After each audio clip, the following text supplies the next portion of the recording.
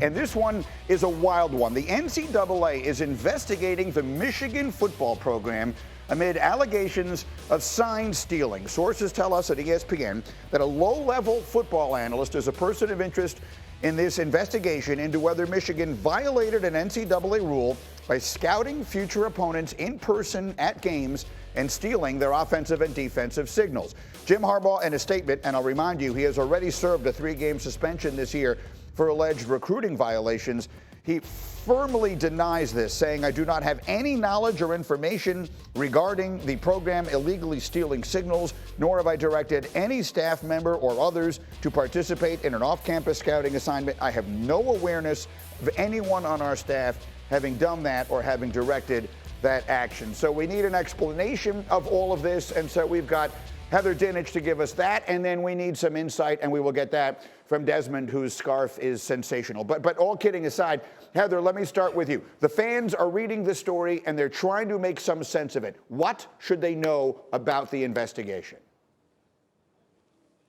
First, while the fans at home are sitting there saying, every coach steals signs, this is normal, yes, that's correct. And I've even had people tell me some teams are better at it than others. The difference here is the allegation of going physically to another opponent's stadium, videotaping, taking notes, whatever it might be, and patchworking that. I had one Big Ten coach compare this to the 2007 Patriots and Spygate in terms of piecemealing signs together. So that's the difference. Number two, you saw that statement from Jim Harbaugh saying that he has no knowledge of this.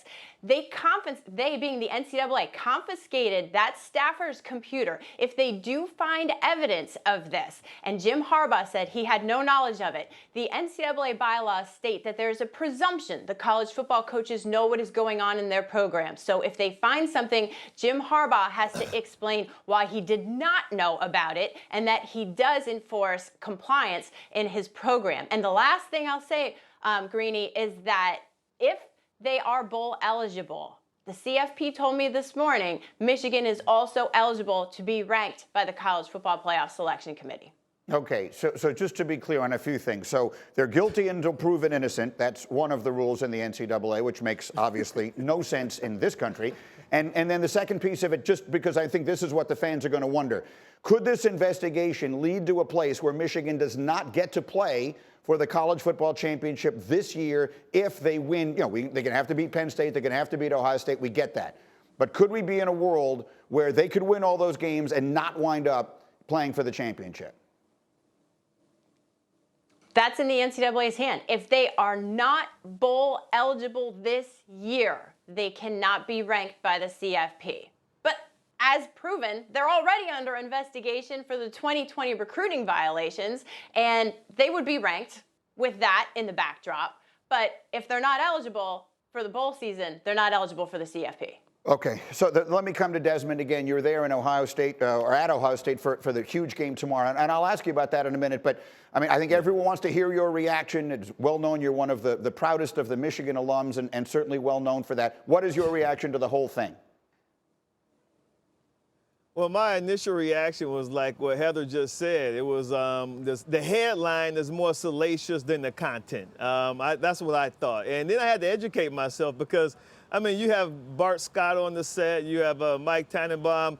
We call that scouting. I didn't even know that was a rule, that you couldn't go and watch a team play who you're going to play against because there's an NCAA rule. Like, I had no idea. I'm like, does the NCAA think we're back in the 70s where you just exchange VHS tapes and then that's how you see your opponent? So I was really blown away by that. But with that being said, hey, Harbaugh said he was surprised by the allegation. He said that they'll cooperate fully. Ward Manuel, the athletic director, he echoed those sentiments. So we'll see where it goes. Yeah, it's a fascinating scenario. But in case you're wondering, yes, that literally is what we're talking about. Buying a ticket, going to a game that 100,000 other people could be at. Yeah. That's against the NCAA rules. Exactly. Quickly, we'll get Paul Feinbaum's reaction to this a little bit later. But Des, let me just get a quick take from you if I can. You're there for game day tomorrow. Monster game, Penn State, Ohio State. Give me a couple of quick keys to the game for everyone getting set for it. Yeah, one more thing about the sign stealing. You know, that's why you see NFL coaches do this all the time. Yeah. You know, they don't want you to see what they're saying because they know people are going to try to steal your signs. But anyway, I think Penn State, you know, this is their best opportunity to beat Ohio State. They have a cornerback, Kalen King. He's a shutdown corner, number 4. He's probably a first-round draft pick. Going up against Marvin Harrison Jr., who some people think is wide receiver 1, will be the first receiver off the board.